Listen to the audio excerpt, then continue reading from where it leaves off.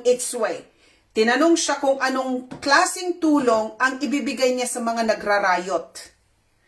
So hindi natin alam kasi sabi niya ang tulong is parating na dyan sa inyo. Now, alam naman natin yan at inamin na ng ministro ng Israel na ang kanilang mga agents are already working on the ground. Na-post ko sa inyo. Nandiyan na ang kanilang mga agents, mga yadba po nila, at nakita ko yung mga pictures, nahuli na yung mga rioters.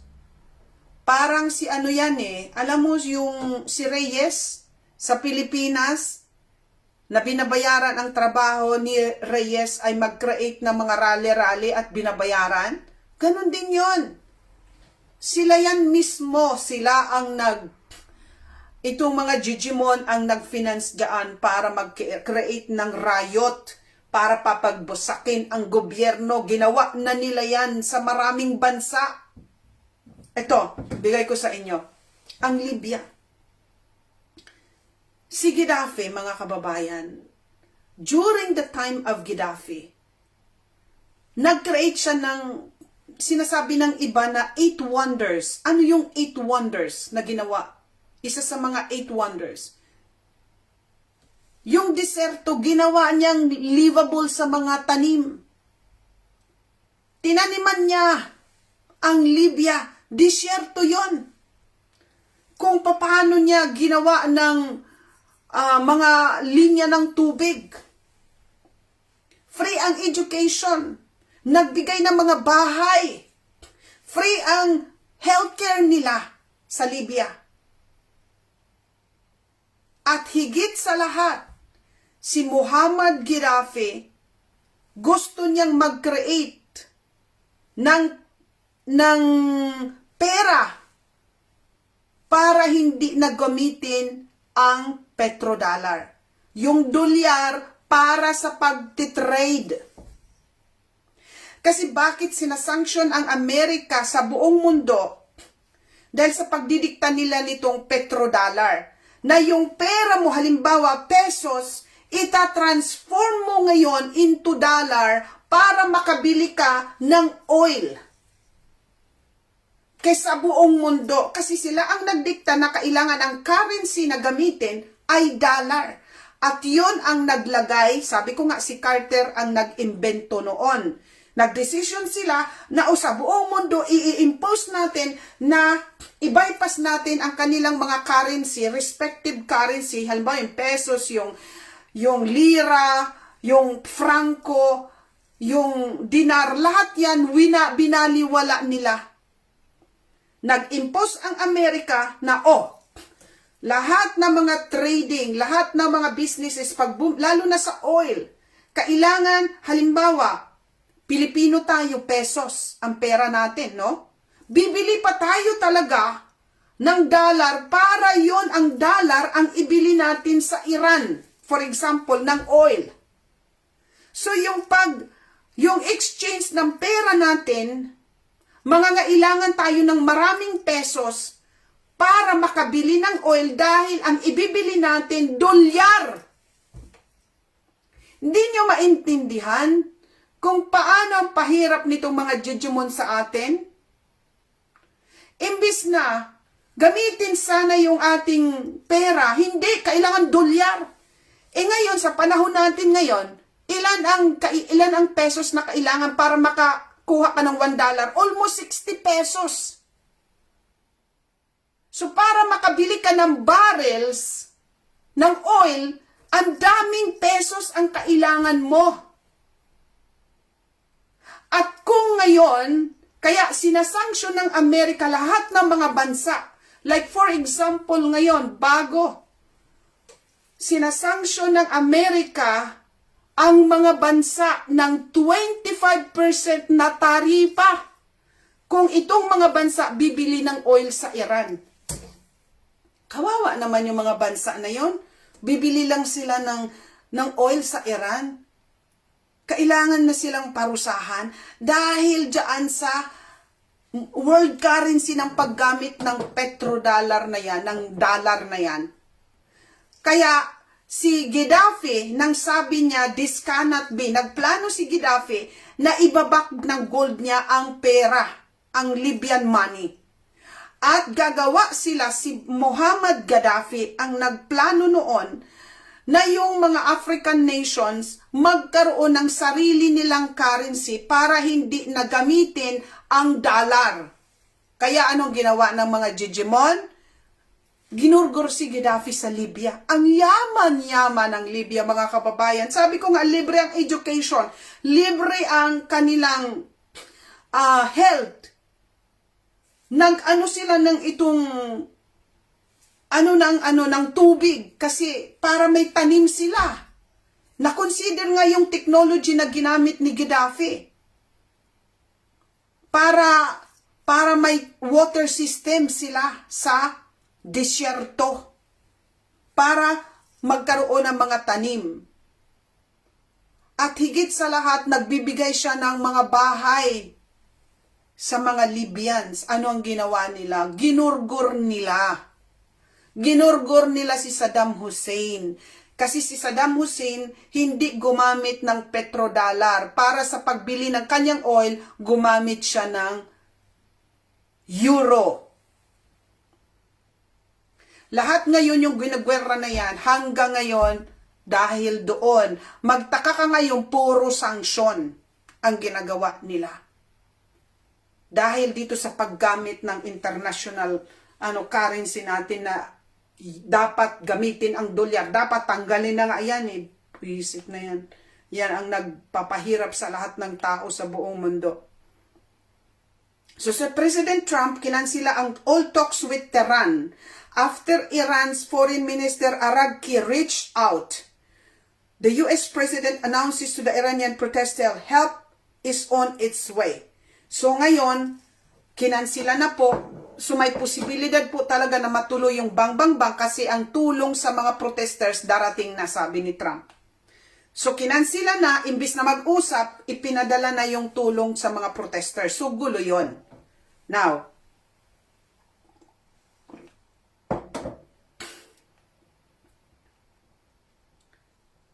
sandali lang po ha.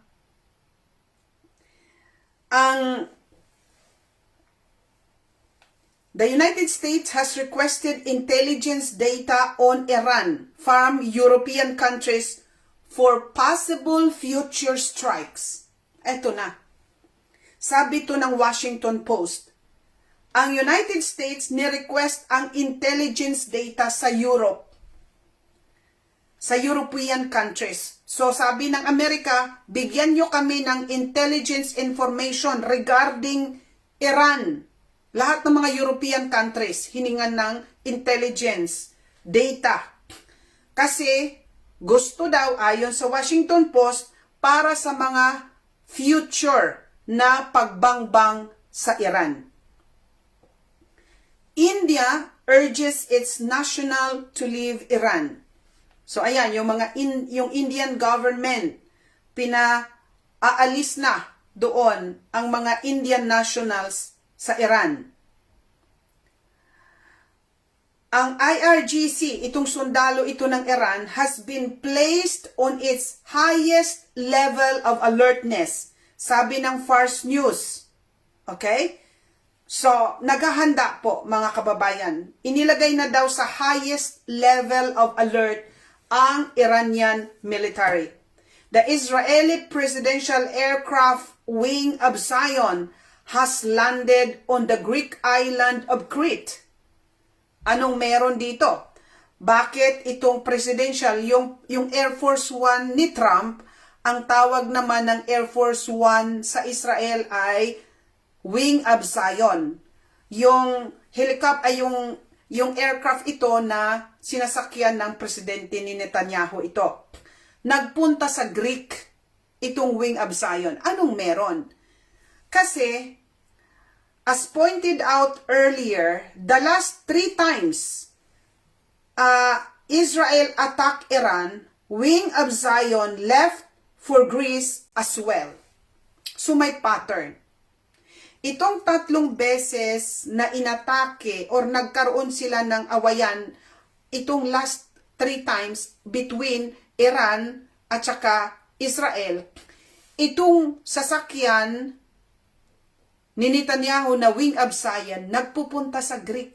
Naalala nyo, sinabi ko sa inyo sa ating mga videos na ilang oras yon isinara ang airspace, ang buong airspace ng Greece. Okay? Nagtaka sila, wala namang power outage, walang basta isinara na lang. Dahil maraming movements ng mga aircrafts na nanggagaling doon. At ito na naman, kahapon itong Wing of Zion, pumunta na naman doon sa Greece. So, ang sabi sa report, indication ito dahil nangyari din ito twice in the past na bago magbangbang between Iran and Israel, itong Wing of Zion, yung aircraft, pumupunta sa Greece. At ngayon, nangyari na uli. So, pagbabadya po ito, na nalalapit na, at ang Iranian government, inilagay na sa highest level of alertness ang kanilang militar. So, delikadong panahon po ito, mga kababayan, dadasal ko lang lagi, ano pa ba ang puwersa na makakapigil dito? Dahil sa palagay ko, yung sinabi ko sa inyo, na itong pagkikita ni Trump at Benjamin Netanyahu nitong New Year, nagplano na po yan sila. Kaya nga, wala nang yan, planado na po yan planado na po yon. Kaya kahit mag-reach out ang Iran for negotiation, tingnan mo, kinansila lahat at help on the way na daw. Israel is enlisting pro-Trump social media influencers in a new Washington lobbying effort, planning to spend around $900,000 on campaign aimed at US audiences. Ayan na. Dito magaling ang mga Jijimon. Imaginein mo, magbabayad, diba, sinabi ko sa inyo dati, na ang Israel, pag ikay mag-post ng pro-Israeli na mga post, babayaran ka sa bawat post $7,000. Kasi sabi ko nga sa inyo, itong mga Jijimon na to, kung bakit tumagal silang namamayagpag hanggang ngayon na hindi sila na-expose, ngayon na lang na-expose ang totoong kulay nila dahil sa social media. Ang ginagawa nila ngayon, kasi bayad nila ang media sa buong mundo, ang mga propaganda, nabuhay at namamayagpag sila sa propaganda. At ngayon, tinatarget na nila with amount $900,000 para pagkumpanya sa US audiences na masway ang reaction, ang iniisip ng mga Amerikano. Bakit? Very particular sila dahil ang Amerikano ang gumagawa ng paraan maisakatuparan ang nopla ng Israel. Kasi financially, sa mga gwerra, 75% ng panggwerra, pangbangbang na ginagamit ng Israel, bigay ng mga kano. Yung mga, imaginein mo ang Israeli, meron silang free health care. Samantalang, ang pera nila halos nanggagaling sa taxpayer ng Amerika. Ang bumubuhay sa bansang yon, Amerika. At ang mga Amerikano ngayon, nagigising na po sila. And that's why, nakafocus ang brainwashing at maglalabas sila ng ganong kalaking pera para masway ang isipan ng mga kano dahil yun ang bumubuhay sa kanila. Yun po ang katotohanan, mga kababayan. Now, dito naman tayo sa Greenland. Prime Minister Jens Frederik Nielsen, Greenland will not be owned by United States. Greenland will not be governed by the United States. Greenland will not be part of the United States. En ting skal alle forstå. Grønland vil ikke ejes af USA. Grønland vil ikke styres af USA. Grønland vil ikke være en del af USA. Okay. So ngayon, mga kababayan, ang eksena dito sa European Union, ito ang namumuo. Di ba pinost ko sa inyo ang Prime Minister ng Italy, nagsabi na kailangan daw, aywan ko kung anong pakulo nila ito, but hindi ako basta-basta naniniwala, dahil sila yon. Okay? Ganito ang aksena dito sa Europe. About Greenland, sabi ng NATO at sabi ng European country, tutulungan nila ang Greenland para hindi makuha ng US. Okay? Yan ang eksena. Meron silang, nagkakaisa sila dito na protektahan ang Greenland kasi nga naman ang Greenland controlled ng Denmark, ang Denmark member ng NATO. So, obligado ang NATO na protektahan ang Greenland dahil hawak yan ng Denmark. Ang Denmark, ulitin ko, part ng NATO. So, hindi nila po pwedeng pikitan ang Denmark diyan sa issue ng Greenland. Now, ang nangyayari naman dito about sa war with Russia, ang Prime Minister ng Italy na si Meloni, sabi niya, panahon na para mag-usap with Russia. Ngayon, hindi lang ang Italy, pati ibang European leaders, nagkukoros na rin sila na it's time na daw na makipag-usap sa Russia. So, ang tanong, legit ba ito? O meron silang estratehiya na ginagawa? Yon ang malalaman natin sa susunod na mga episodes, okay? So, for the meantime, ang eksena dito ay nagtutulungan sila sa Europe para dipinsahan nila ang Greenland against Trump's takeover. Now, dito naman sa Venezuela, ano ang recent update doon? Venezuela's interim President Delcy Rodriguez will send an envoy to Washington on Thursday, coinciding with the date of the Venezuelan opposition leader Maria Corina Machado's meeting with President Trump. Ayan na. Ang eksena, yung itinalagang bagong presidente ng Venezuela, magpapadala siya ng envoy, ng representative niya kay Trump. Itinaon din sa araw na nandoon si Machado or Scado, yung kalaban ni Maduro na tinanggal na. Ito si Machado, yun yung binigyan ng Nobel Peace Prize. Imaginin mo, sabi ko nga sa inyo, binigyan ng the highest award sa peace. Nasamantalang itong si Machado na ito nanalo ng Nobel Peace Prize, yun ang naghihikayat sa Amerika ng gulo na para tanggalin si Maduro. Ngayon, kasi tuta itong binigyan ng award na si Machado, yun ang opposition ni Maduro. Pumunta sa Amerika, itinapat na rin na yung presidente ngayon nagpadala ng envoy, yung presidente ng Venezuela, itinapat na si Machado nandoon. Bakit? Para ayusin na. Kasi palagay ko dyan, mga ka-curious, ang gusto nilang ilagay sa presidente ngayon ng Venezuela, hindi si Delcy Rodriguez. Kasi si Delcy Rodriguez, pro-Maduro yon. Supporter ni Maduro yon. Kaya ang gusto siguro ni Trump, ligwakin si Delcy, yung talagang totoong vice president. Binoto siya ng Venezuelan, palagay ko, ang plano nila, ilagay nila itong si Machado na tauhan nila. Okay? Yung opposition leader yan ni Maduro. Kaya nagkataon, tinawag doon, mag-uusap siguro sila. Abangan natin at malalaman natin yon. Now, ito yung update na binirify ko din ito sa AI. Paano ba si Maduro nakuha?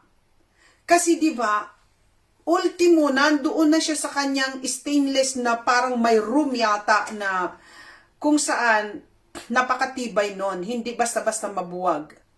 Hindi pa nakalipat doon sa room na yan, nahuli na si Maduro at yung kanyang asawa, di ba? pinagpapatay yung kanyang security guard ng presidente. Yung pala ginamitan nitong weapon at na-verify ko rin sa AI. Ang US military has a new battlefield sonic weapon that leaves enemies incapacitated, bleeding from their noses and vomiting, similar to the LRAD, but from the account appears to be more wide scale. This was used in Venezuela raid and has installed fear within Latin American soldiers. If you remember, nakikita nyo mga ka-curious, this is an indication ng bagong weapon. Matindi ito mga kababayan ko. Ang ginawa nila, ginamitan nila nitong similar ito doon sa direct energy weapon. Alam mo yung parang laser, naalala ko nung maliliit pa tayo, yung mga anakis natin, di ba?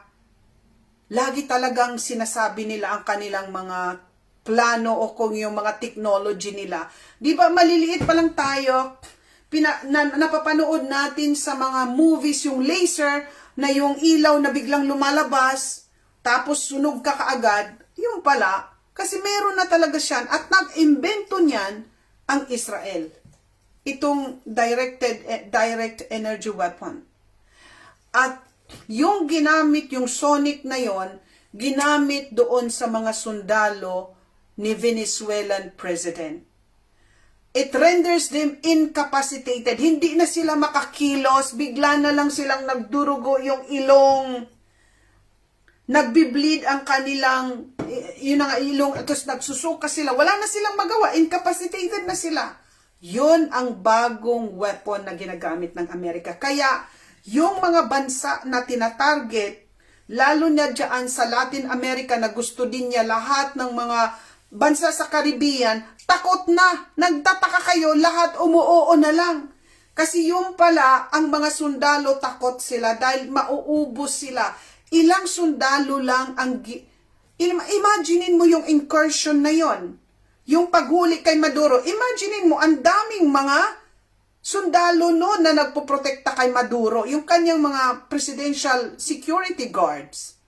But walang ang bilis. Yung pala, ginamitan nitong sonic missile. Sonic weapon. Similar ito sa direct energy weapon. Magbi-bleed sila, wala na, hindi na sila makakilos. Hindi sila mamamatay, pero they are incapacitated. Hindi na sila po pwedeng lumaban. Yun po ang latest. Kaya ang mga tao, kung magtaka ka na, lahat na lang umuoo na. Kaya wala silang kalaban-laban. Grabe ang terorismo, no? Grabe talaga. At ito, nag-post si Trump nito. Nakikita nyo?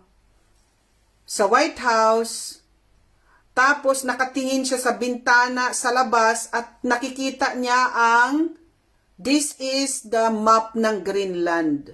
Okay? White House posted on the social network X a photo of Trump looking out the window of his office at a map of Greenland. Ang Trump administration babayaran, considering lump sum payments mula 10,000 to 100,000 for each of Greenland's 57,000 residents. The proposal aims to encourage the territory to secede from Denmark and join the United States. Wow! Wow!